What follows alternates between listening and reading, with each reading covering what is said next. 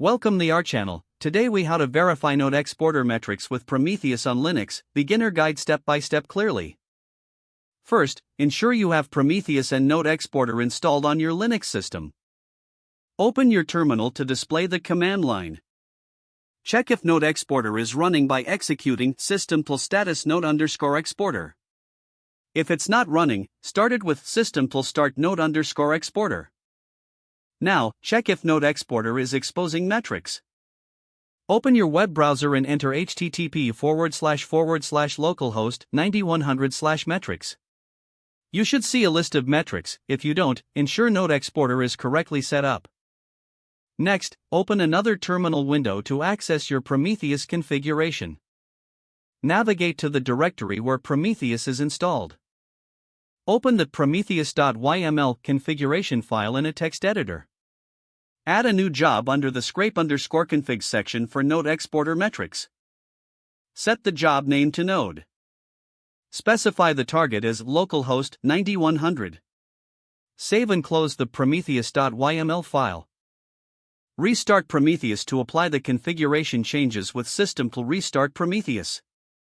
Now, open your web browser again and go to http://localhost 9090. This is the Prometheus web UI where you can verify if Node Exporter metrics are being scraped. In the expression field, type up and click execute. You should see a response showing whether Node Exporter is up, 1, or down, 0. Next, you can explore other metrics by typing different expressions, such as node_CPU_seconds_total. Click execute to see the detailed metrics for CPU usage. You can also visualize these metrics by navigating to the Graph tab in the Prometheus UI. Select the metric you want to visualize and set the desired range and resolution. Prometheus allows you to create custom queries to monitor specific metrics that are important to you. For further analysis, consider setting up Grafana for a more advanced dashboard view of your metrics. This concludes the walkthrough on verifying Node Exporter metrics with Prometheus on Linux.